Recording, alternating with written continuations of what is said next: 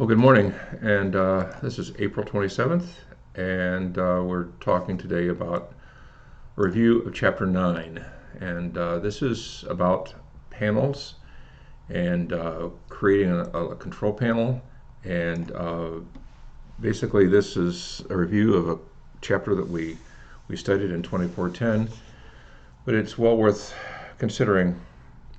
For the most part, this chapter is divided into two parts.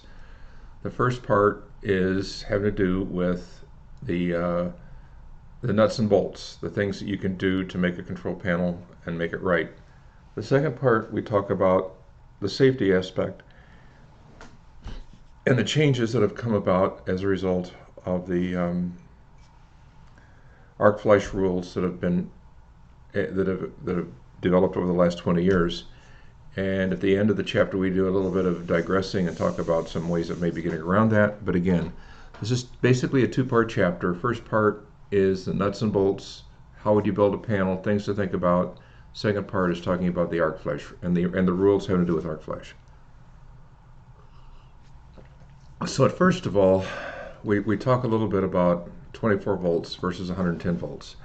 And there was a push a few years ago to make it so that 24 volts is the only acceptable voltage. Anything less than 50 volts is acceptable for circumventing the arc flash rules. Well, they've relaxed that to go back to 110 volts as an acceptable ratio or threshold for control panels, that you don't have to be suited up and have special protection. But basically 24 volts, the argument for 24 volts is this. If you have a control panel at 24 volts and you use your controls at 24 volts, a non-technical person, a non-trained person not trained as an electrician can effectively still deal with that. In other words, they can go out to a sensor and take it apart and put it back together again at 24 volts and not worry about getting electrocuted. 110 volts, not the case. And that's one of the reasons we use 24 volts, is because it has been adopted in Europe much more than in the United States. In the United States, we use 110 a lot, and a lot more than 24 volts. But even in the United States, we're beginning to shift more to 24 volts as a standard for switches and signals, as well as for analog signals. So again, we use 24 volts in our control panels, and we also use 110 in a lot of panels. So you'll find each, at school we use 24. It's a little safer. Matter of fact, it's a lot safer. Excuse me. As we look at control panels, we have to consider the temperature of the environment and the humidity in the environment. And we have to consider these because where we put control panels, they're going to either do well or do poorly based on the temperature and the humidity variance in the area. You can put a control panel outside, you can put it inside, you can put it in an area that's going to be sprayed down, you can put it in an area that is high humidity, and each of these things have to be taken into consideration. So in a control panel, instead of using like a breadboard like we would for a lab, we use terminal strips and terminals, and that allows us to land each wire electrically at a terminal. And that's how we connect wires in a panel, is through terminal strips. We also many times are in need of these things called surge suppressors or bleed-off resistors. So if you have an output and it goes to a specific device, many times that device is an inductive device. So you either have to allow for the circuit to go to zero or go to a zero voltage when you turn it off, one way or another. And many times there's a feedback in these signals, and you have to provide some kind of either RC coupled pair or an MOV or something to let that device, what we call bleed off or go to zero.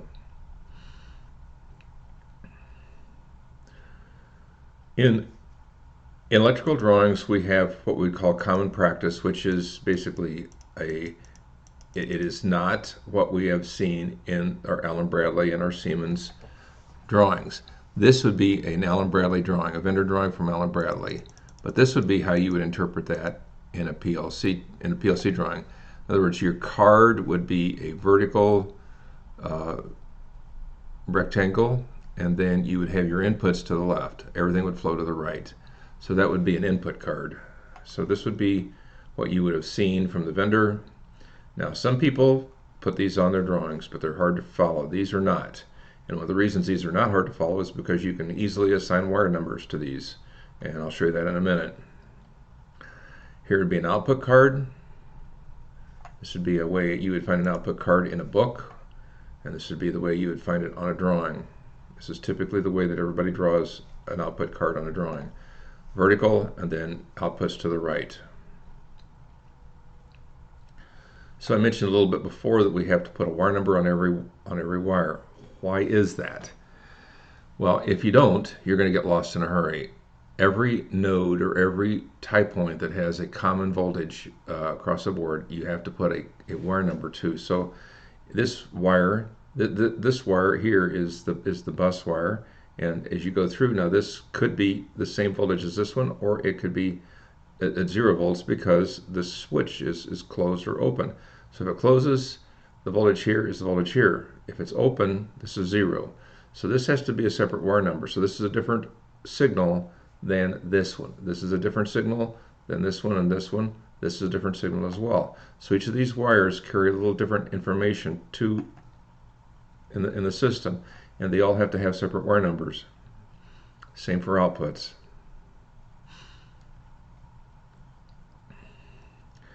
If you have an output that is a solid state output, it is not an exact off or zero current. There's a little bit of leakage current in each of the silicon outputs that we have. So if you're detecting whether or not there is a value of 0 or 1 associated with that output, you must decipher whether or not it's leakage current or it is an on signal. And you can do that by looking at, if you turn the output off, does the input stay on? If it stays on, you have a problem because it is reading that leakage current as a 1. So what you have to do is you have to provide what we call bleed-off resistors. And these resistors are calculated basically 50 or 75k ohm resistor, if you have a 110 volt output, will get you enough bleed off that you would that a triac will turn off, and this would see it as a 0. So if this is a 0, this is a 0 if you have a bleed off resistor. And many times you have to add these to circuits if this is what you're building.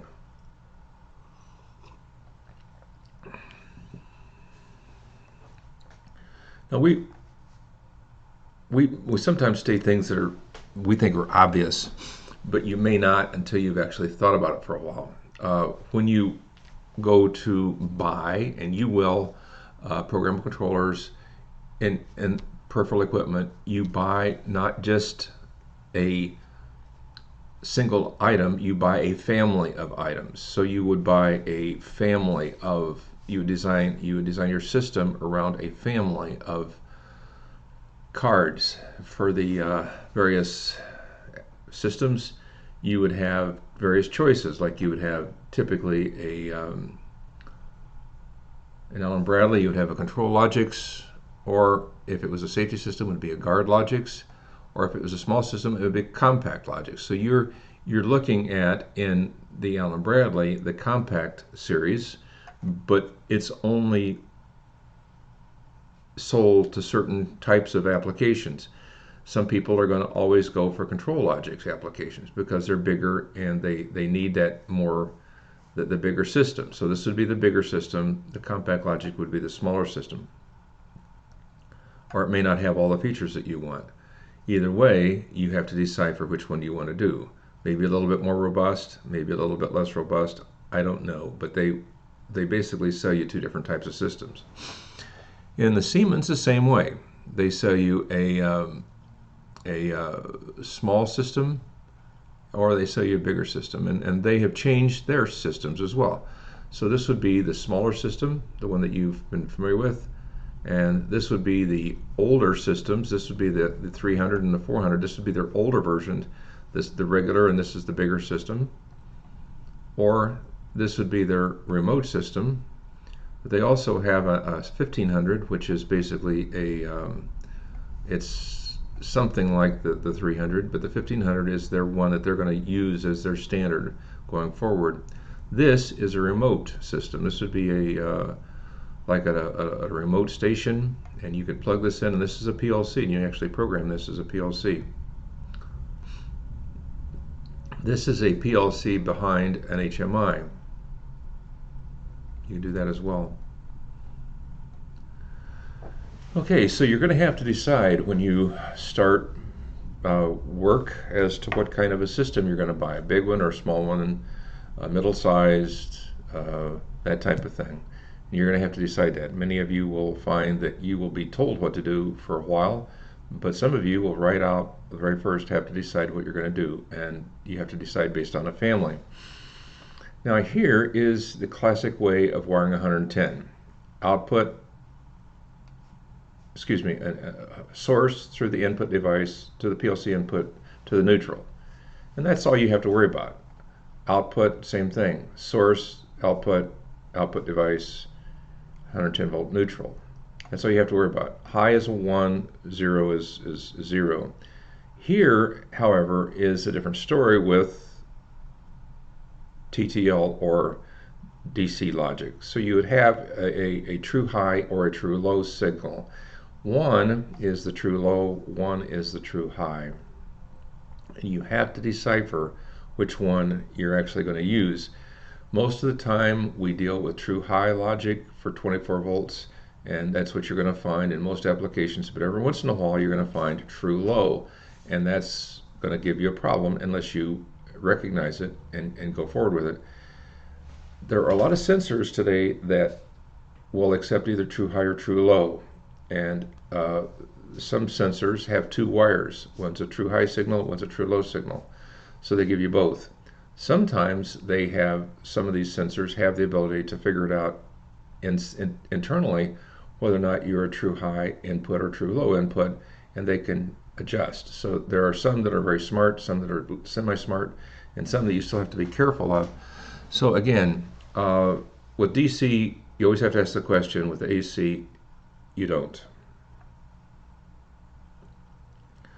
But this page should give you a little bit of an idea about the differences. It's just which way current flows, and whether one is the high voltage or one is the zero voltage. You have to decide.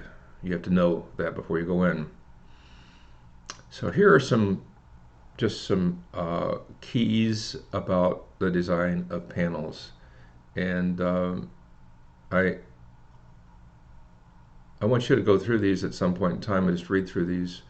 But the idea of panduit is very it's a necessity. We look at panels and we look at wireway, and you have to put this into a panel. So there's no reason you can't do it. You have to do it. And everything has to be labeled.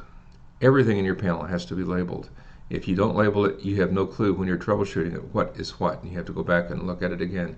So you have to label everything in the panel, and usually this is done with little stick-on labels that are pre-made with the name that you have in your drawing. So again, these are things that are provided when you buy a panel. You have to not assume, but you have to instruct the panel builder that all the labels are a certain size and a certain dimension, and that they carry this information that you provide for them. Okay, so there is this idea of you going to a panel builder and having to instruct them as to how to build your panel, and there has to be a drawing of some kind associated with that. So you have to create these drawings in order to do that.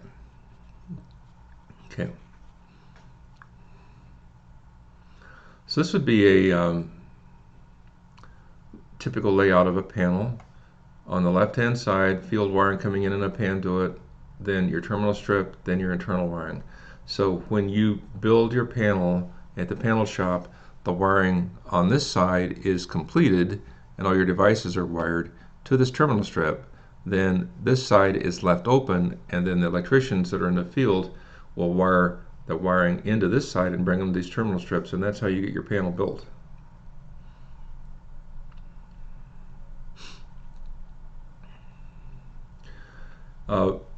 Tap rules. So when you have a control panel, you have to abide by the National Electric Code.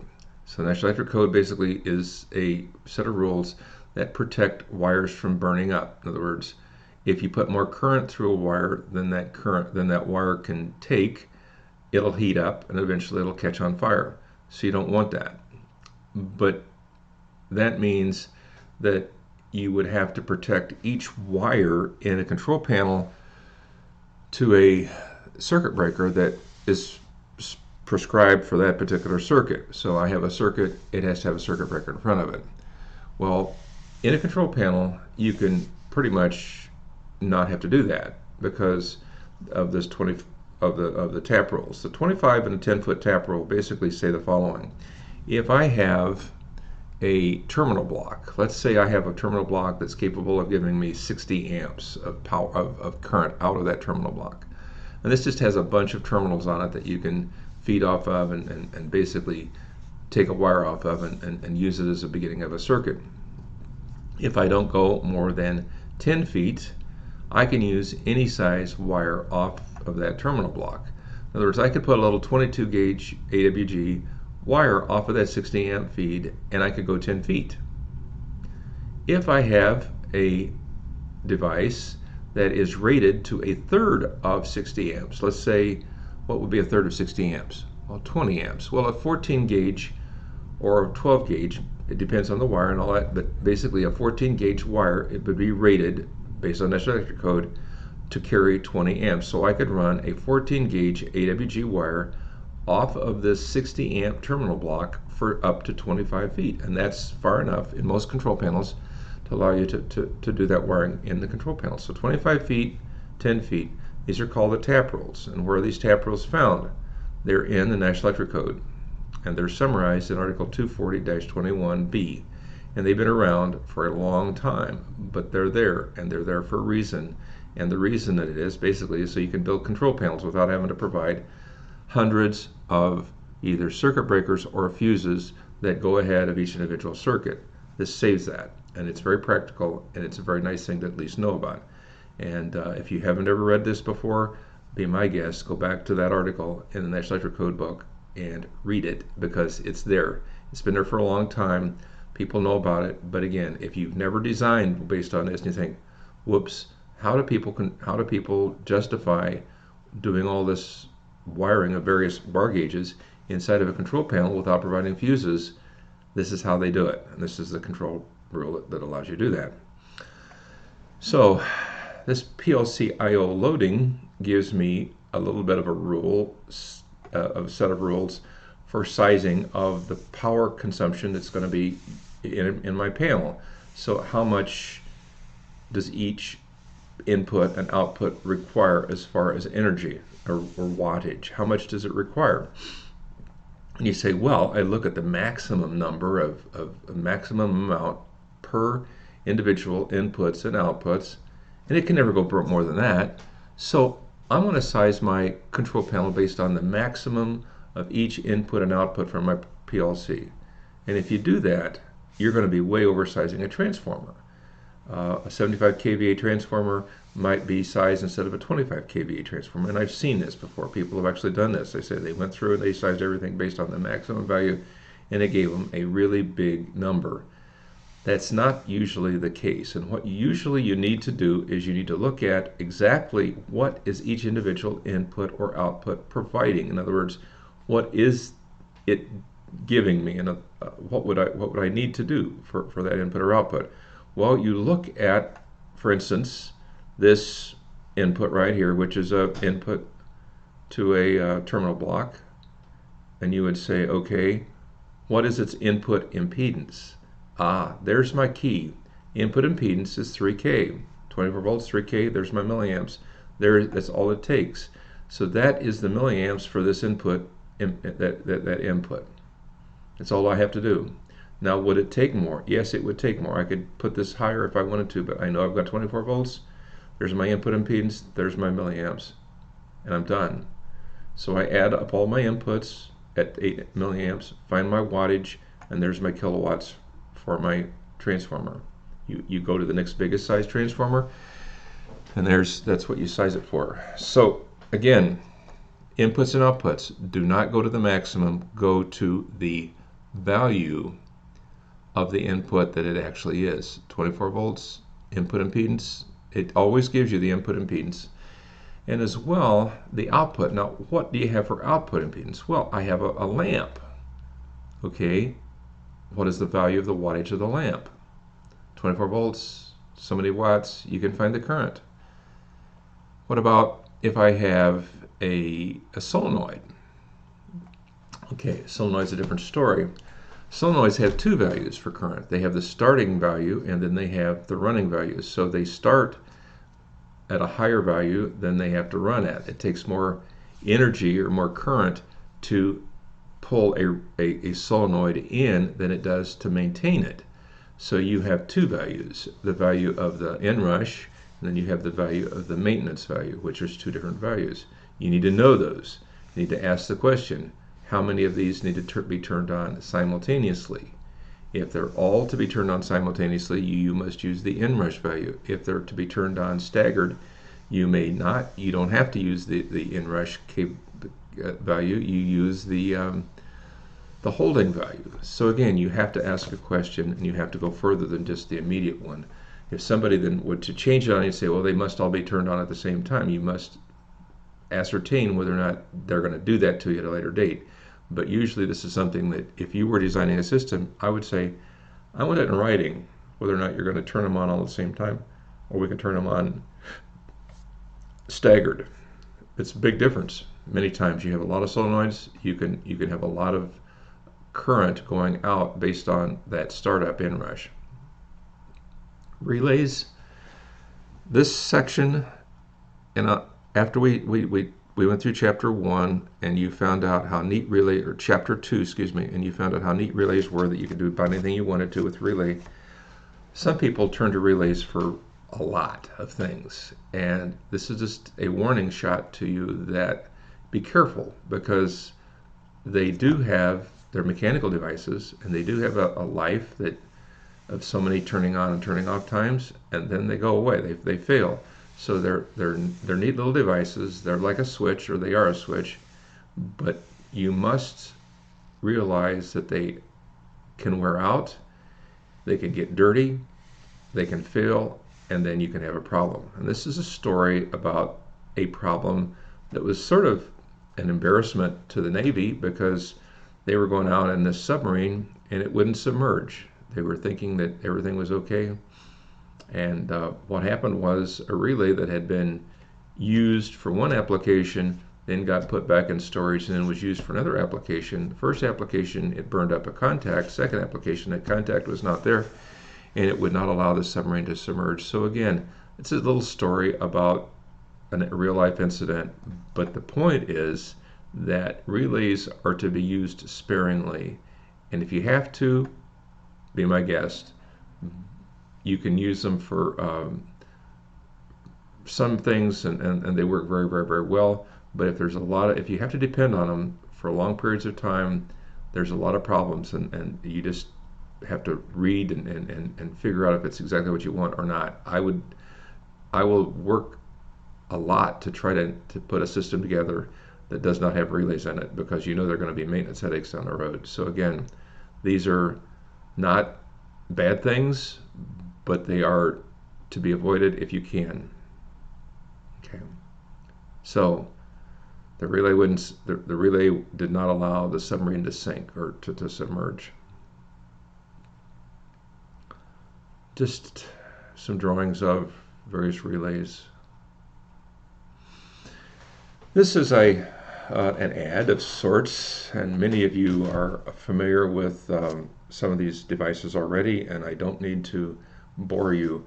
But if you are buying and looking at instrumentation and things to put in control panels, two of your best sources are these two companies right here, Phoenix Contact and Red Lion.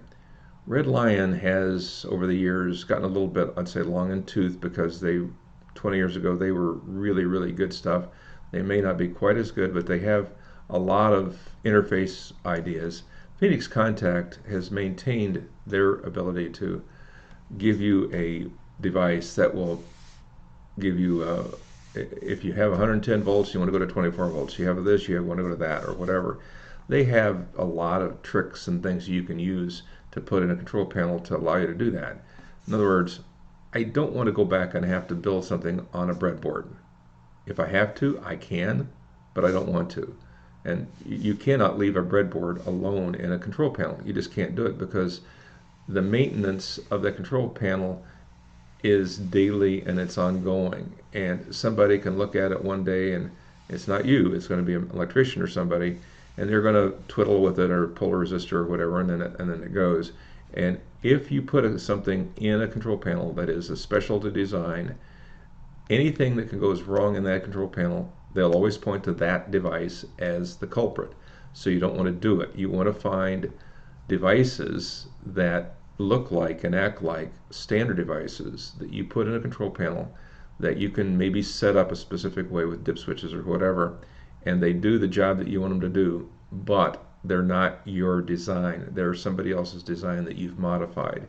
And again, the Phoenix Contact and the Red Lion catalogs are full of these ideas, these things that you can use to do various things with.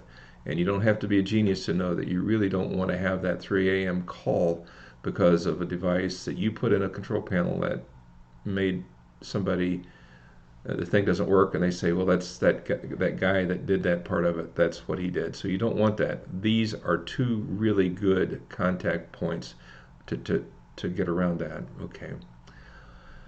So how do you draw the drawing? Well, you can draw the drawings for schematics using AutoCAD. You can draw them by hand if you want to, but AutoCAD is a de facto standard. AutoCAD Electrical is a layer above AutoCAD that you can use if you desire. And the story about this is really kind of interesting, in that the person that designed AutoCAD Electrical was originally from University of Toledo. He's an electrical engineering student at University of Toledo. He graduated in 1972, and he is still around in this area. And he worked at Owens Corning Fiberglass, where I worked, and he designed this kind of after he left, but he did it somewhat when he was still at Owens Corning. But he designed this program by himself. Then he sold it to a company called VIA, and then they sold it to AutoCAD Electrical. Since then, they've done a lot of redesign and a lot of reprogramming of it, but basically it's still the same program that it was then. What is it? It's a methodology for keeping track of all the parts and pieces of your design, and then making sure that they're all taken care of. So these are some of the examples. So this would be an automated drawing package. It doesn't test to see if your circuit's going to work. You got to do that yourself. But at least it keeps track of all the parts and pieces and makes sure that everything that you've allocated is taken care of and is actually purchased, and you've got the right parts. So again, all the catalog cuts are there, all the parts and pieces are there. These would be drawings that you would show to or give to a panel builder to actually build a panel for you. So these are examples from AutoCAD Electrical. This is something that you have studied when you were taking your EET 1410 class. AutoCAD Electrical was part of that course. You probably have gotten a little bit of experience with it. But again, this is AutoCAD. This is the major company, and they've adopted something from Toledo, Ohio. Yes, they did. Anyway, now we're going to switch to AHJs. AHJs are, now we're starting talking about safety and controls. And most of the time in the United States, you don't even know who this person is, but it's the person who keeps track of and sets the standard for what are the rules for building of control panels or building electrical circuits in an area of that area of the country.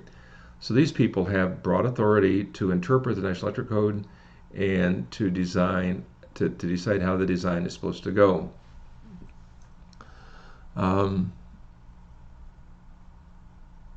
So the AHJs are people that you probably will never even meet, because they're people that may come in and look at a panel, but you probably will never see them, and they probably will never show up at your when you're there, but they do exist in the United States. Now, if you were in Canada, the Canadian government owns the power, and there would be an inspector who would come in and give you the right to put a control panel together, and they look at your drawings. They looked at your drawings before you ever build a control panel. They sign off on them, and then they have to sign off again before they turn the power on in the plant. So they do a two-level inspection to make sure that the thing's going to work correctly, and that's the Canadians. So you do have differences in different areas. There's really, in this area, there's three jurisdictions or bodies. One is the we talk about here, the National Electrical Code, the NFPA 70E, and the UL 508A. These are the three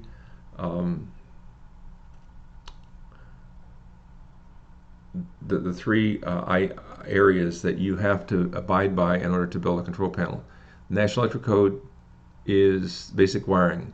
NFPA 70E gives you the rules for how to talk about arc flash.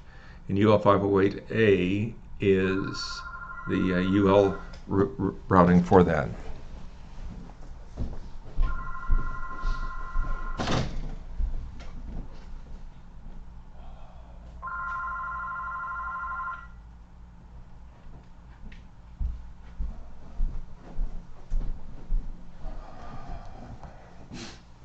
Okay, so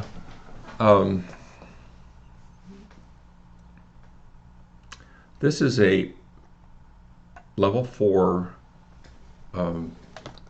suit. So you have different levels of protection, and this would be the highest level of protection. The suit that would go along to be able to protect you from arc flash. These may or may not be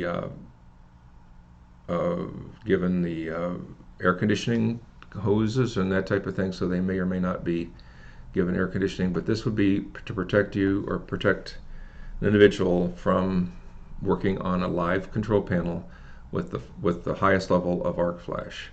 Now, we're going to talk a little bit about the different levels, and this would be from the NFPA 70E, the 2012 edition, and what were different levels of what are they? But so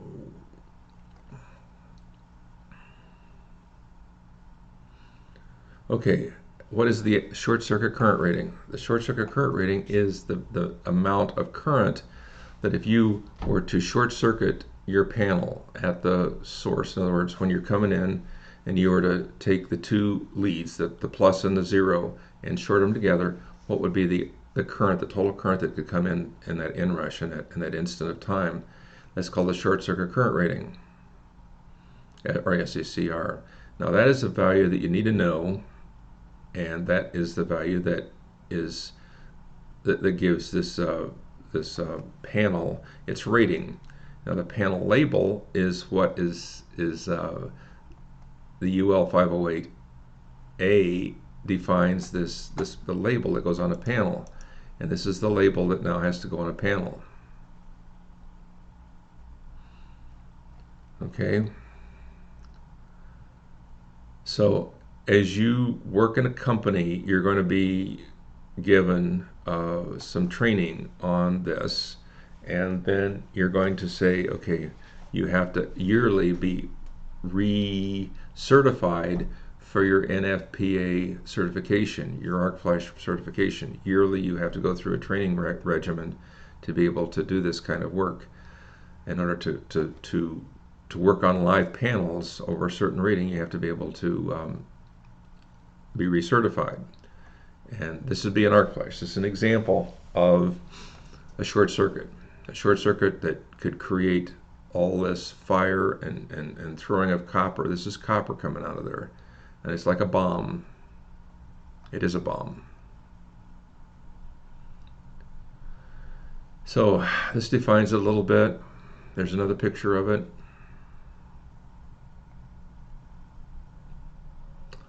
So gives you a little bit of an idea.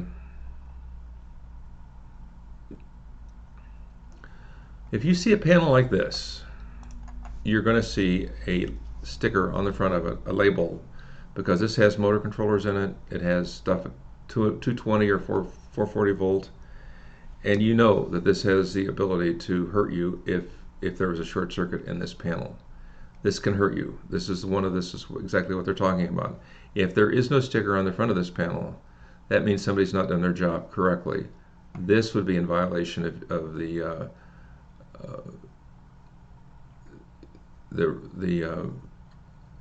OSHA rules, and you'd probably be fined if you did not have a label on this. So if an OSHA person came in and looked at this panel and there was no sticker on it, and he would open this panel and he saw this inside, you might be cited, and you probably would be cited, and for good reason. So again, you have to be aware of these rules, and they're in those UL 508A is the one that would basically say you have to put that label in there. Okay, so this talks now about classes of circuits.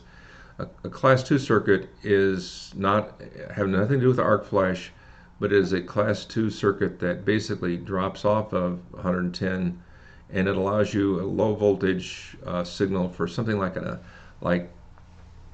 phone circuit or something like that, like a doorbell circuit. These are the low voltage circuits that you would use for other things, auxiliary, that do not require arc flash. There's nothing about arc flash about these circuits. Class 2 circuits you don't worry about. Wiring colors, you have to at least try to observe wiring colors in control panels. You cannot assume that somebody else did these correctly, but when they say the word acceptable, that's what we try to do. We try to do something acceptable. Now, if you look in a control panel and you see yellow wire there, what does that mean inside a control panel? That means that somebody is acknowledging that that circuit, even though I pull the circuit breaker on that control panel, that wiring still is potentially energized. So you have to be careful. Now, if you do not have yellow wiring there, it still does not mean that the circuit is totally off. You cannot trust a circuit at all. You have to test every circuit before you put your hands in it. But it basically means that the person who did this control panel was thinking ahead, and he actually did acknowledge that there was a circuit here that was energized even though the control panel power is off. So yellow wire means they tried.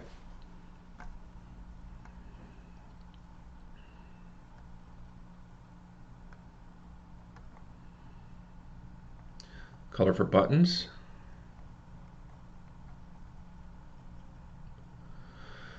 So after all that, we're going to talk just a little bit about the idea of what kind of control panel design do you want to do.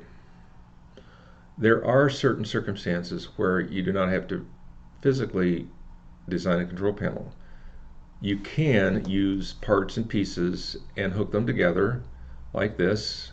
And this is Siemens, but again, you probably will find this from Allen Bradley and other companies as well, that you can hook the parts and pieces together outside of a control panel and they're acceptable.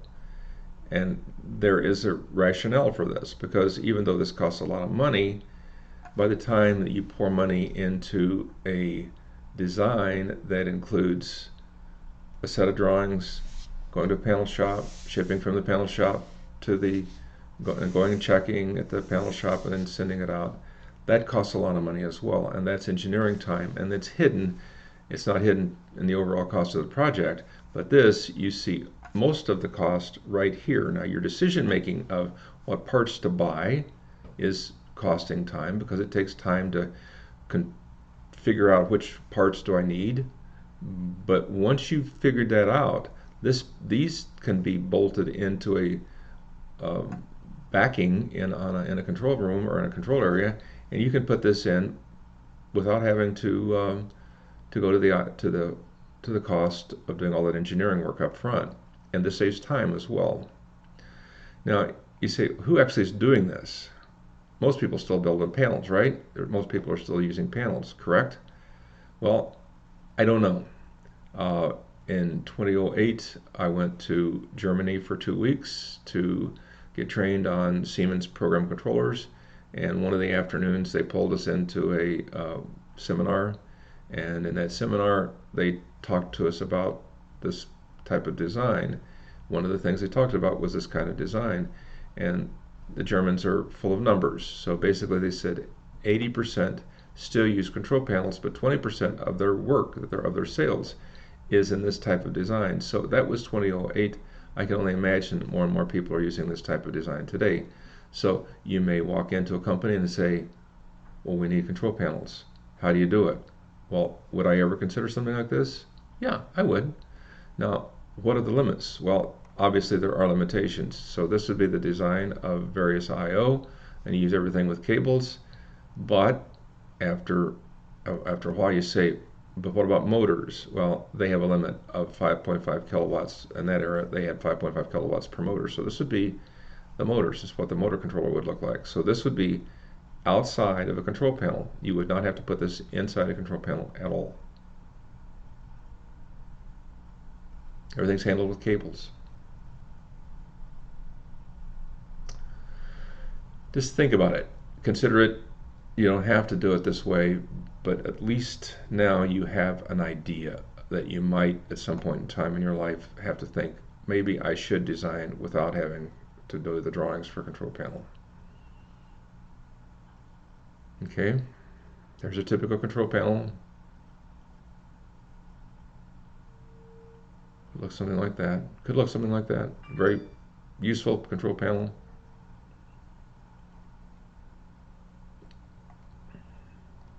Okay, talk to you later. So from chapter 9, what wiring technique should be used when wiring AC near or on top of low voltage DC wiring?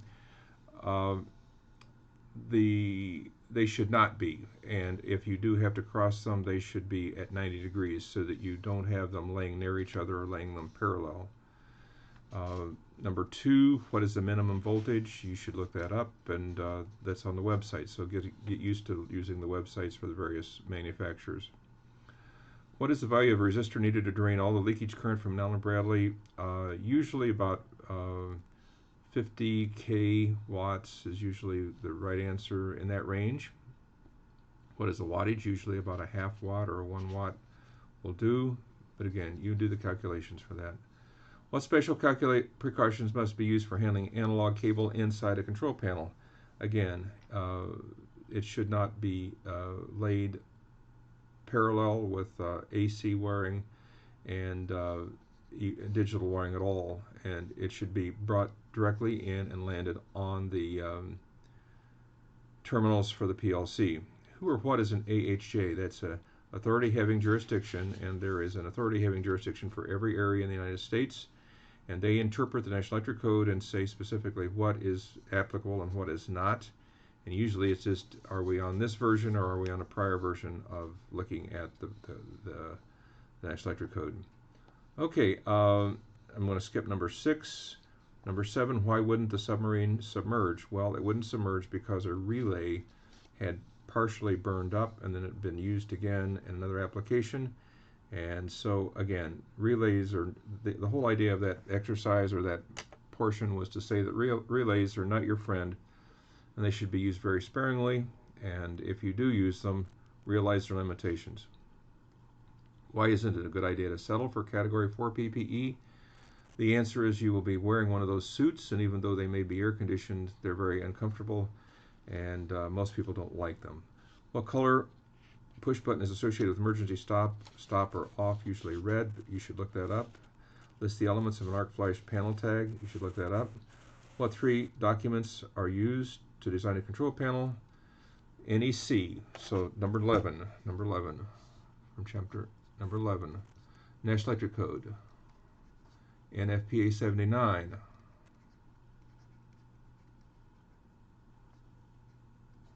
And UL 508A. So these 3, and if I could write, it would be easier. NFPA 79, UL 508A, and NEC. These 3 documents should be in your bookcase and be able to identify how to build a panel. Okay. Are all class 2 circuits safe? Yes, that is, by definition, those are safe. Why is the distributed system advantageous over a central large control panel? Well, because you're not having to carry analog values or signals that might be lose their value over long distances. So you want to capture that and put it into a number as quickly as possible so that you don't have to worry about traipsing over long distances with wires that might have noise in them. So that's why that one is important.